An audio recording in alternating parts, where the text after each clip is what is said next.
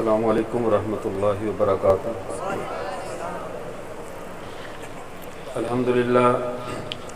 الحمدللہ الذی جعل الحق یعلو ولا یعلی والصلاة والسلام علی من قال لا نبی بعدی ولا رسول وعلی آلہ واصحابہ الذین اتبعوہم بإحسان الی یوم الجزاء۔ قال اللہ تبارک و تعالی اليوم اکملت لکم دینکم واتممت علیکم نعمتی ورضیت لکم الاسلام دینا۔ وقال النبی صلی اللہ علیہ وسلم انا آخر الانبیاء وانتم آخر الامم او کما قال علیہ الصلاۃ والسلام۔ میرے واجب الاحترام معزز سامعین اعظام، وقت کی قلت ہم سب کے سامنے ہے، اس لیے مختصراً میں آپ حضرات کے سامنے عقیدہ ختم نبوت کے حوالے سے اور اس دور کے کچھ جدید فتنوں کے حوالے سے مختصر معروضات پیش کروں گا۔ اللہ تعالیٰ نے ہمارے پیارے پیغمبر صلی اللہ علیہ وسلم کو جب اس زمین پر مبعوث فرمایا اور پہلی وحی کا آغاز ہوا تو اللہ تعالیٰ نے پہلی وحی میں رسول اللہ صلی اللہ علیہ وسلم کو مخاطب کر کے فرمایا اقرأ باسم ربک الذی خلق، یعنی یہ جو دور شروع ہو رہا ہے یہ دور پڑھنے پڑھانے کا دور شروع ہو چکا ہے۔ سابقہ نسل انسانی کے تجربات تمام انبیاء کے دور میں وحی کے روشنی میں چلتے رہے، لیکن اب جو آئندہ دور ہوگا یہ دور علم کا دور ہے، قلم کا دور ہے۔ اس دور کی خیر اور بھلائی بھی علم کے ساتھ وابستہ ہے، اور اس دور کے فتنے بھی علمی اور کتابی فتنے ہوں گے۔ ان دونوں باتوں کی خبر پہلی وحی میں رسول اللہ صلی اللہ علیہ وسلم کو دے دی گئی۔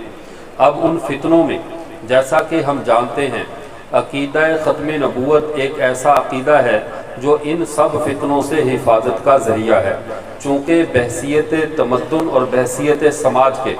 ختم نبوت کا عقیدہ جس طرح کی مخلوق کو تشکیل دیتا ہے،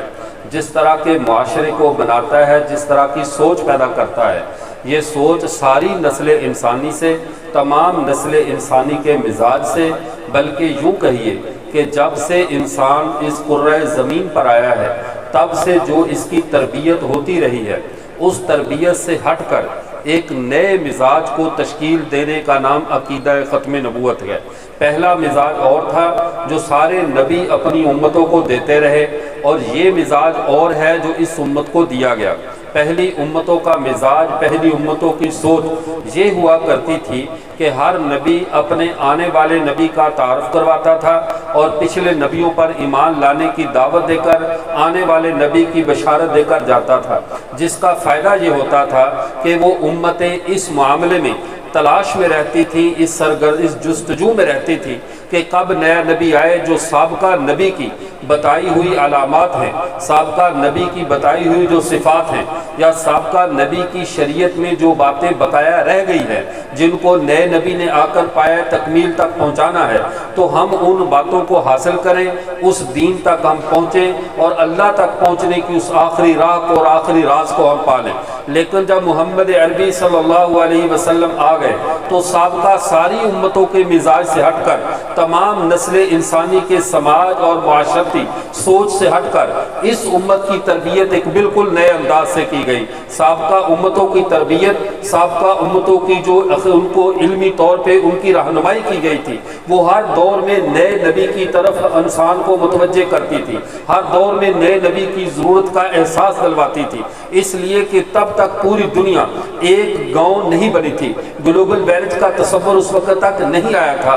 کہ پوری دنیا ایک گاؤں کی طرح سمٹ جائے، ایک کنبہ اور ایک خاندان بن جائے، زمین کے ایک کونے والے دوسرے کونے والوں سے ایسے مل جائیں کہ ان کو آپس میں کبھی بھی گفتگو کرتے ہوئے، آپس میں ملتے ہوئے، رابطہ کرتے ہوئے سال ہر سال کا انتظار نہ کرنا پڑے۔ تو چونکہ تب تک انسانیت سفر میں تھی، سہولیات کے اعتبار سے بہت زیادہ پیچھے تھی، ان کے ذرائع مواصلات آپس میں اتنے مضبوط نہیں تھے، جو ذرائع مواصلات، جو آپس میں ملنے کی راہیں اور جو آپس میں ملاقات کے اسباب اس امت محمدیہ کو ملے ہیں، جب پوری دنیا ایک گاؤں بن چکی، پوری دنیا ایک خاندان بن چکی، مشرق اور مغرب کے فاصلے مٹ چکے، بلکہ مشرق و مغرب تو کیا، یہ زمین پر بیٹھنے والا انسان جب چاند پر کمندے ڈالنے لگا اور نئے نئے سیاروں کو دریافت کرنے لگا، اب ضرورت تھی کہ اس کے لیے ایک ایسا نبی بھی آ جائے جو عالمگیر نبی ہو، جس کی شریعت اولین و آخرین کا احاطہ کرنے والی ہو،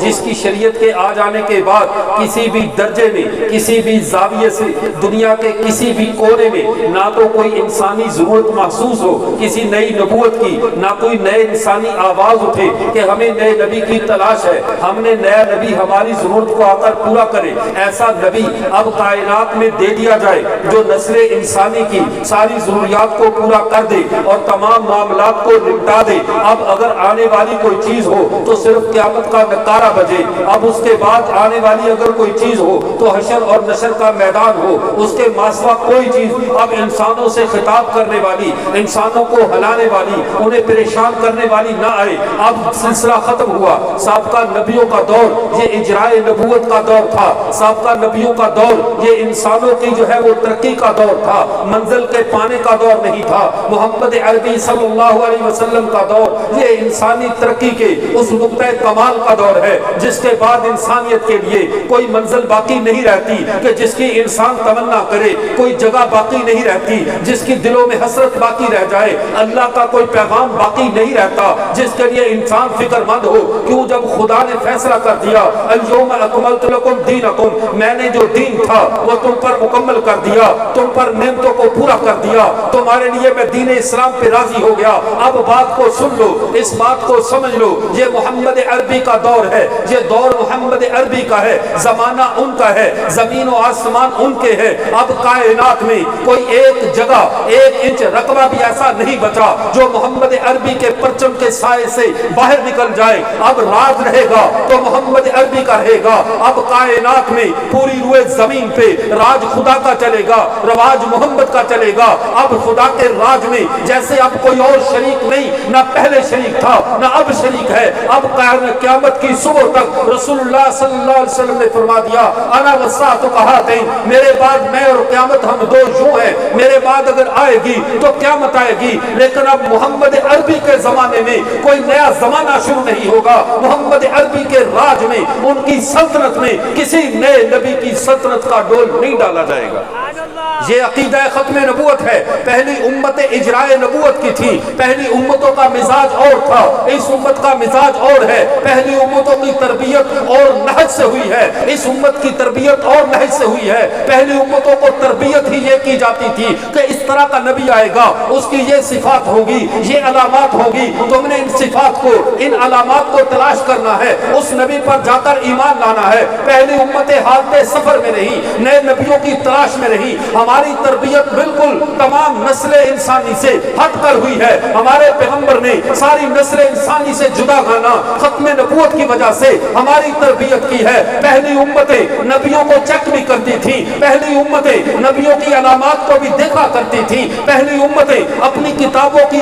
جو واضح صفات بیان کردہ صفات کی روشنی میں نئے نبیوں کو پرکھا کرتی تھیں۔ لیکن اس امت کے ساتھ اللہ نے یہ کرم کا معاملہ کیا، انہیں تحقیقات کے مراحل سے بچا لیا، نبیوں کو پرکھنے کی جو دقت تھی اس سے بچا لیا، انہیں بتلا دیا۔ محمد عربی نے اعلان کر دیا انا آخر الانبیاء وانتم آخر الامم، میں نبیوں میں آخری ہوں، تم امتوں میں آخری ہو۔ جب میرے بعد کوئی نبی نہیں ہے، تمہارے بعد کوئی امت نہیں ہے، تم چیک کرنے کے جھنجھٹ سے بھی بچ گئے، تم تفتیش کرنے کے مراحل سے بھی گزر گئے۔ اب کوئی مسلمان کسی کے لیے یہ جائز ہی نہیں ہے کسی مدعی نبوت سے اس کی دلیل کو طلب کرے۔ دلیل وہاں طلب کی جاتی ہے جہاں کوئی گنجائش نکلتی ہو۔ جب ہمارے پیغمبر کے ختم نبوت کے بعد کسی بھی نئی نبوت کی کوئی گنجائش نکلتی ہی نہیں ہے، اسی لیے تو امام اعظم ابو حنیفہ رحمۃ اللہ علیہ نے یہ فتویٰ دیا تھا من دان نبوت بعد نبینا محمد صلی اللہ علیہ وسلم، جو ہمارے نبی حضرت محمد صلی اللہ علیہ وسلم کے بعد دعوی نبوت کرے وہ کفر ہے۔ اور پھر من طلب دلیل، جس نے اس کے بعد دلیل کو طلب کیا، جس مدعی نبوت سے جس نے دلیل کو طلب کیا فقط کفر، وہ بھی کافر ہو جائے گا۔ کیوں؟ اس لیے کہ دلیل وہاں طلب کی جاتی ہے جہاں پر شک ہو اور عقیدہ ختم نبوت نبوت میں ذرا سا شک کرنا بھی بندے کو امت مسلمہ سے نکال دیتا ہے۔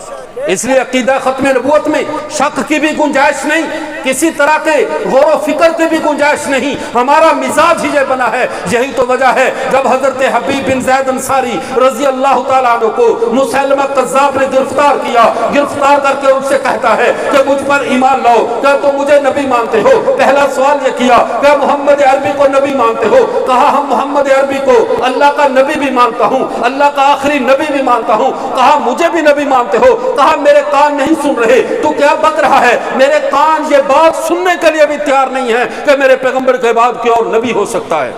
کیونکہ یہ تربیت اس امت کی ہو چکی۔ اب کوئی آواز سننے کے لیے اس امت کے کان تیار نہیں۔ حتیٰ کہ قصہ مختصر حضرت حبیب بن زید انصاری کے جسم کے اعضاء کو کاٹا گیا، کبھی بازو کاٹے گئے، کبھی پاؤں کو کاٹا گیا، پھر ساتھ ساتھ پوچھا جاتا رہا کیا بتاؤ محمد کو نبی مانتے ہو؟ کہا نبی بھی مانتا ہوں، اللہ کا آخری نبی بھی مانتا ہوں۔ کہا مجھے نبی مانتے ہو؟ کہا میرے کان نہیں سن رہے، تو کیا کہہ رہا ہے؟ مسیلمہ قذاب نے حیران ہو کر کہا تجھے یہ بات تو سن جاتی ہے کہ محمد اللہ کے نبی ہیں، لیکن تجھے یہ بات کیوں نہیں سنتی کہ میں بھی اللہ کا نبی ہوں؟ لیکن اسے کون بتائے اس امت کے کانوں کو محمد عربی کی آواز کے بعد اب بند کر دیا گیا ہے، اب یہ کان کوئی اور آواز سننے کے لیے بھی تیار نہیں ہے۔ اب جب یہ بات شان صحابہ، شہدائے ختم نبوت، شان رسالت، اب جب یہ مسئلہ بنا حتیٰ کہ حضرت حبیب بن زید انصاری رضی اللہ تعالیٰ کو شہید کر دیا گیا، جسم کے ٹکڑے ٹکڑے ہو گئے۔ ان کی بوڑھی والدہ کو جا کر جب خبر دی گئی تیرے بیٹے کو ختم نبوت کے نام پہ اس طرح شہید کیا گیا ہے، انہوں نے قسم کھا کر کہا اللہ کی قسم میں آج کامیاب ہو گئی ہوں، لہذا اليوم رضیت، اسی ایک دن کے لیے تو میں نے اسے دودھ پلا کر جوان کیا تھا کہ محمد عربی کی ختم نبوت پہ جا کر قربان ہو جانا۔ یہ مزاج ہمیں ہمارے پیغمبر نے دیا ہے۔ اور جو میں نے بات شروع میں عرض کی، یہ امت علمی امت ہے،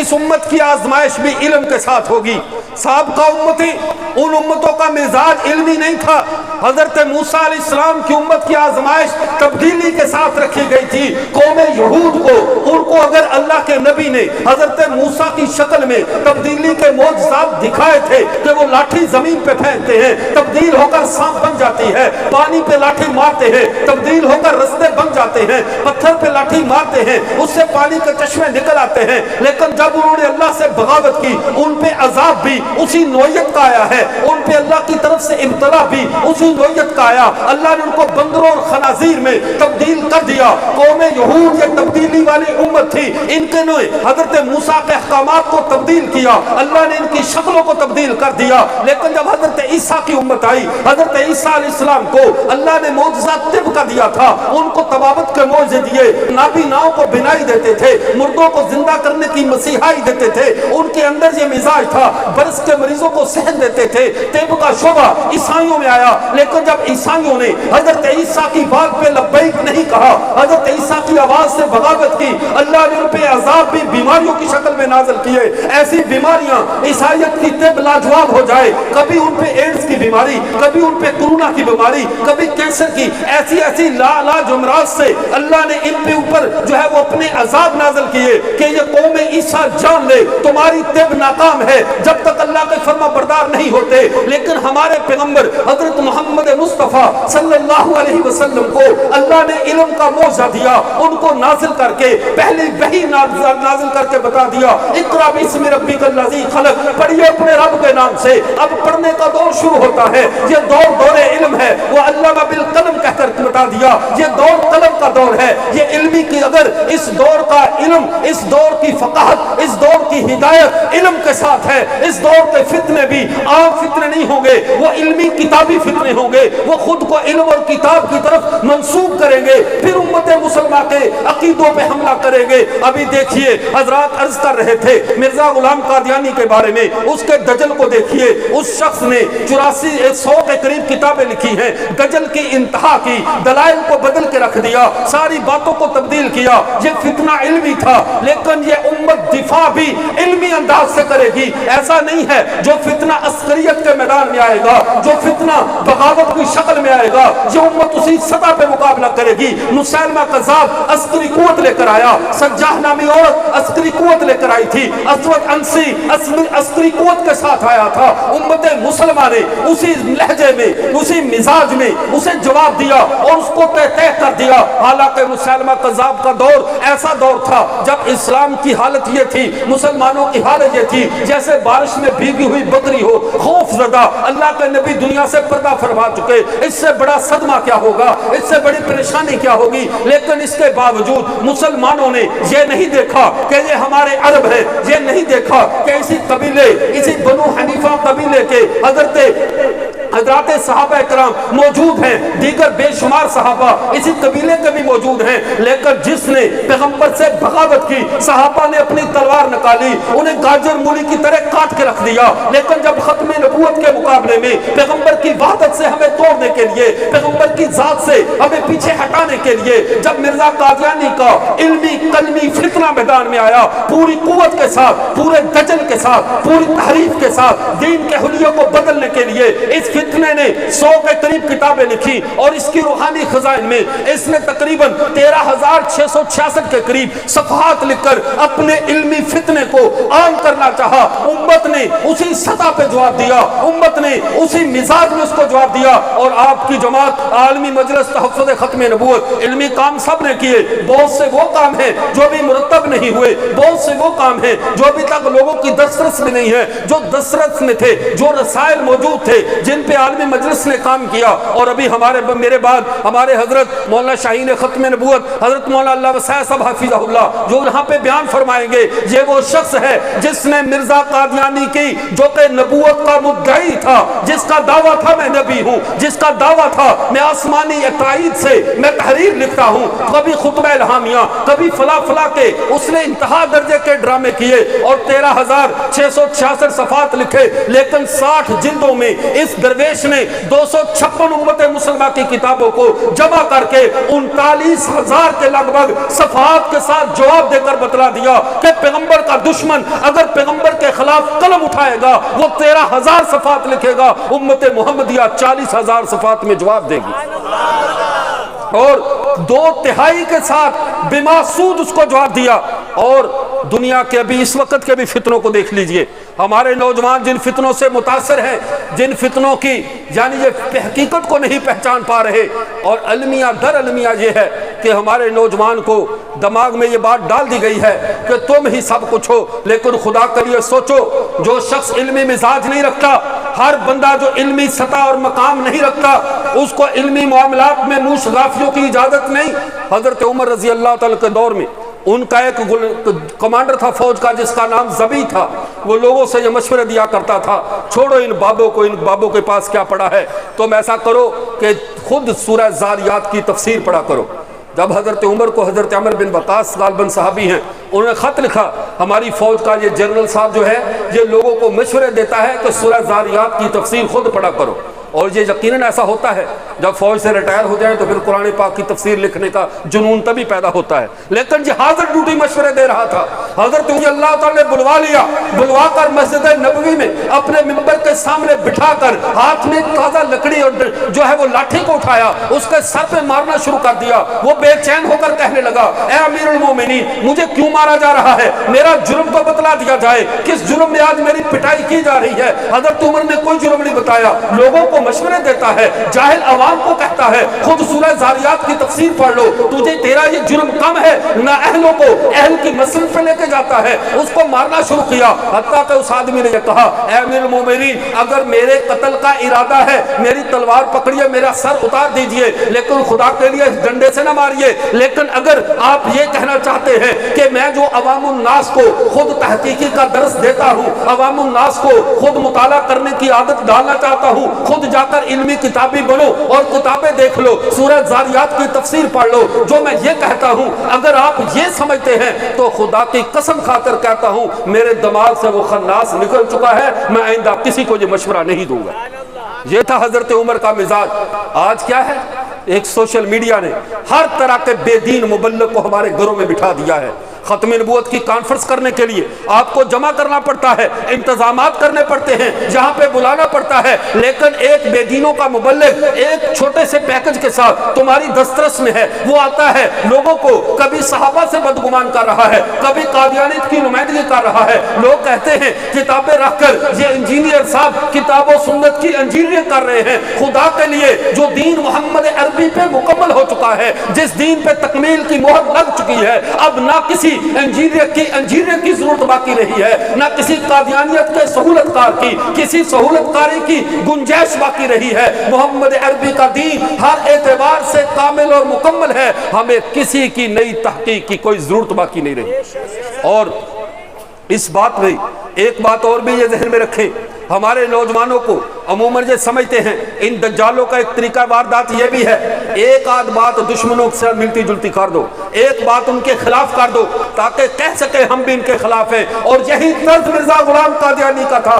آپ اس کے پاس جائیں، اس کی پٹاری میں ہر طرح کے بچے جمہورے موجود ہوتے تھے، اگر کوئی شیعہ ان کی مجلس میں جاتا وہ حضرت علی کی مدح کے فضائل رکھ دیتا کہ میں نے تو حضرت علی کی مدح کی ہے، اگر کوئی سنی جاتا ان کے پاس صحابہ کی مدح کر دیتا، لیکن اس کے دوسرا رخ یہ بھی ہوتا تھا کہ حضرت علی کو مردہ کہتا تھا، ابو بکر و عمر سے کہتا تھا کہ یہ تو میرے جوتوں کے تسمے کھولنے کے بھی لائق نہیں ہے، معاذ اللہ، وہ ساتھ ساتھ دونوں رخ چلا کے رکھتا تھا۔ یہی دجل آج کے ان ظالموں کا ہے کہ جو لوگ بظاہر ختم نبوت کے دفاع کی بات بھی کرتے ہیں، لیکن جب ان سے پوچھا جائے ختم نبوت کیا ہے، کہتے ہیں یہ جو تحریک چل رہی ہے، کبھی حالیہ دنوں میں اس کا ایک کلپ آیا، کہنے لگا یہ اینٹی احمدیہ تحریک ہے، یہ ختم نبوت کے دفاع کی تحریک نہیں ہے، ختم نبوت کا مجاہد تو میں ادھر بیٹھا ہوں۔ یہ عجیب مجاہد ہے جس کا مد مقابل باہر 3 دن تک کھڑا رہے کہ خدا کے لیے مجاہد صاحب ذرا باہر آئیے، یہ قسم کھا کر گھر میں بیٹھ جائے کہ جب تک ان کا امام مہدی غار سے نہیں آتا میں جہلم کی غار سے باہر نہیں ہوں گا، خود یہ کہہ کر اندر سے نہ نکلے اور پھر کہے میں ختم نبوت کا مجاہد ہوں۔ یہ امت کو دھوکہ دے رہا ہے۔ ختم نبوت کے مجاہدین یہ لوگ ہیں جنہوں نے 100 سالہ طویل ترین اور مشکل ترین عذاب شکن جنگ لڑی ہے، اور یہ چھوٹی جنگ نہیں تھی۔ 1953 کی تحریک میں جب اندھا دھند گولیوں کا نشانہ خدام ختم نبوت کو بنایا جا رہا تھا، جب 6 سال قبل تو اسی ملک کے بنانے کے لیے ہمارے اکابر نے، ہمارے بزرگوں نے، ہمارے اباء و اجداد نے 10 لاکھ جانیں دی تھی، پھر آخر کون سا ایسا مسئلہ پیش آ گیا تھا کہ 6 سال بعد ہمیں پیغمبر کی ختم نبوت کے لیے دوبارہ جو ہے وہ 10,000 جانیں دینی پڑی۔ امت مسلمہ نے دوبارہ جانیں دی، دوبارہ 10,000 قربانیاں دی، اور پھر بھی جنگ جاری رہی۔ امت مسلمہ نے میدان نہیں چھوڑا، جنگ جاری رہی، 74 کی پارلیمنٹ تک پہنچے، جنگ جاری رہی، امت مسلمہ جیتی ہے۔ ہر حالات میں یہ ہوتے ہیں مجاہدین۔ اور پھر ان مجاہدین کی اگلی بات کیا تھی؟ اگلی بات یہ تھی کہ حضرات ہمارے عالمی مجلس تحفظ ختم نبوت کے ہمارے نائب امیر حضرت خواجہ عزیز احمد صاحب دامت برکاتہم العالیہ تشریف لا چکے ہیں، یہ ہم سب کی سعادت ہے۔ اب میں آپ کے اور ان حضرات کے درمیان زیادہ دیر حائل نہیں ہوں گا، بس صرف 2 منٹ آپ بات کو سمجھیے۔ اب ہوا کیا؟ یہ مجاہدین ختم نبوت یہ لوگ تھے۔ حضرت مولانا منظور احمد منظور نعمانی صاحب انہوں نے ایک عجیب بات مولانا منظور صاحب کی بات فرمائی، فرمانے لگے جب تحریک 1953 کی چل رہی تھی، ہمارے نوجوان، ہمارے بوڑھے ہاتھوں میں ہاتھ دے کر جو ہے وہ بازاروں میں نکلتے تھے، گولیاں چل رہی ہیں، کوئی پیچھے نہیں ہٹ رہا۔ یہ محمد کی ناموس کا مسئلہ تھا، آقا صلی اللہ علیہ وسلم کی عزت اور آبرو کا مسئلہ تھا، تو ہاتھوں میں ہاتھ دے کر ایک ہی ترانہ پڑھتے ہوئے نکلتے تھے، جان مانگو جان دیں گے، مال مانگو مال دیں گے، نہ ہرگز ہم سے یہ ہو سکے گا کہ محمد کا جاہ و جلال دیں گے۔ ہم جان دے سکتے ہیں، اپنے نبی کا جاہ و جلال کسی اور کو نہیں دے سکتے۔ یہ عقیدہ ختم نبوت تھا۔ تو میں عرض یہ کر رہا تھا، یہ امت علمی امت ہے، اس کے فتنے علمی فتنے ہیں، ان کا سامنا علم کے ساتھ ہے، اس لیے قادیانیت کے فتنے کو اتنا ہلکا بھی نہ لو۔ یہ دجال کے بھی کان کاٹنے والا فتنہ ہے، جس نے دجال کے پر کاٹ کے رکھ دیے ہیں، اس کے دجل اور فریب سے آپ آشنا نہیں ہیں، جگہ جگہ پہ دھوکہ دیتے ہیں، جگہ جگہ پہ فریب کرتے ہیں۔ ابھی گزشتہ دنوں ہمارا کشمیر میں قادیانیوں سے مناظرہ تھا، بات طے ہوئی۔ شان مصطفیٰ، شان مصطفیٰ، تاجدار ختم نبوت، تاج تخت ختم نبوت، تاج تخت ختم نبوت، نعرہ تکبیر۔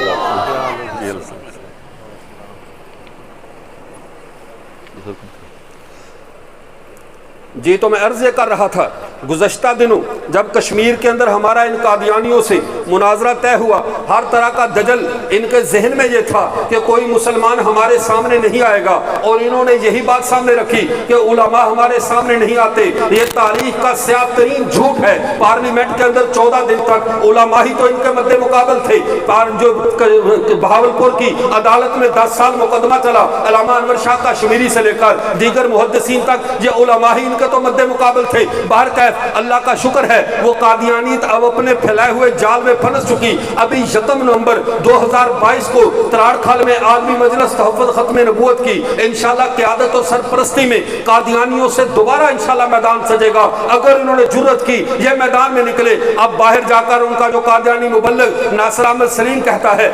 ہمیں پاکستان میں مناظرے کرنے کی اجازت نہیں ہے، اس لیے ہم نہیں آئیں گے، آپ ایسا کرو یا لندن آ جاؤ یا کویت میں آ جاؤ۔ ہم نے کہا پاکستان میں تمہیں تبلیغ کی اجازت نہیں ہے، اپنے کفر کی نجاست پھیلانے کی اجازت نہیں ہے، اپنے کفر کو اسلام ثابت کرنا چاہتے ہو تو جب بھی مناظرے کے میدان میں آؤ تم آ سکتے ہو۔ کہہ رہے اجازت تمہارے ذمہ۔ ہم نے ضلع صدنوتی کے ڈپٹی کمشنر سے جب رابطہ کیا کہ کیا آپ اس مناظرے کے لیے اجازت دیں گے، آپ اس ڈپٹی کمشنر کو دیکھو۔ اس لیے میں یہ کہا کرتا ہوں ہمارے خدام ختم نبوت سے بات تلخ ہے تو بھی ہضم کرنا، ہم اپنے سیاسی جماعت کے مخالف کو اٹھا کر ختم نبوت کے منکروں کی لسٹ میں ڈال دیتے ہیں۔ خدا کے لیے ہمارے ملک میں کوئی بھی سیاسی کارکن یا سیاسی جماعت قادیانیوں کی نہیں ہے۔ یہ محمد عربی کے ماننے والے نام لیواؤں کی جماعتیں ہیں، نام لیوا لوگ ہیں، ان کو خامخواہ دوسروں کے کھاتوں میں مت ڈالا کرو۔ اب جب اس ڈپٹی کمشنر سے بات کی اس نے بڑا عجیب جواب دیا، کہنے لگا 53 کی جنگ میں تو شاید میں پیدا ہی نہ ہوا جب یہ تحریک چلی تھی، 74 کا مجھے پتہ نہیں کب کافر قرار دے دیا گیا۔ اب میری زندگی میں میرے ہاتھ میں قلم ہے، قانون میرے ہاتھ میں ہے، اگر اللہ نے مجھے یہ موقع دیا ہے مولانا صاحب آپ مناظرہ طے کریں، فوجی گراؤنڈ میں، ہم تراڑ کھل کے فوجی گراؤنڈ میں باقاعدہ مناظرہ کروائیں گے اور ریاستی سرپرستی میں کروائیں گے۔ قادیانیوں کو کہو تمہیں جرت ہے تو ذرا میدان میں آ جاؤ۔